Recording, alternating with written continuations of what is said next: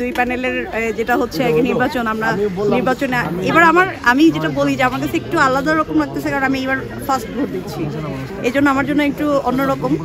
আর এবার আমাদের এই চলচ্চিত্র জগতে যে শিল্পী অঙ্গনে আমরা সবাই এক জায়গায় হয়েছি, এটা তো অবশ্যই ভালো লাগা, মানে সব থেকে কি বলবো আনন্দের দিন। আমাদের পরিচালক, তারপরে কি বলবো আমাদের হিরো হিরোইন সবাই আমরা আজকে এক জায়গায় প্রযোজকদের। প্রথমবার ভোট দিতে আসা এবং অন্যরকম অনুভূতি, সেখানে দুই প্যানেলের মধ্যে জাজ করতে আসলে নিজের কষ্ট হয়েছে কি? হ্যাঁ, অবশ্যই কষ্ট হচ্ছে, কারণ ওই প্যানেলও খুবই আপন, এই প্যানেলও খুব আপন। আসলে এখানে কাকে রেখে কাকে ভোট দেবো এটার জন্য মানে বাইরে এই যে আমরা শুধু ভোট খাচ্ছি যে এখানে দিলে মন খারাপ করবো, ওখানে দিলে বেশি হবে। আসলে এটা জিত হার থাকবেই, তো আমাদেরকেও মানতে হবে। আর সবারই একটা ভালো লাগা বা পছন্দ অপছন্দ আছে, আমাদেরও সেটা, দেখি কি হয়। কিন্তু আমরা চাই যে শিল্পী অঙ্গনে সবাই ভালো থাক, যে আমাদের ভালো রাখবে আমরা সর্বোচ্চ বিষয়ে তার পাশেই থাকার চেষ্টা করবো।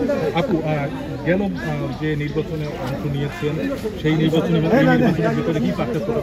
আমি আগের নির্বাচনে অংশ মানে আমার আইডি কার্ড অনেক আগেই হয়েছে, বাট আমি হয়তো দেশে ছিলাম না বা কাজে ছিলাম, একটু ব্যস্ত ছিলাম।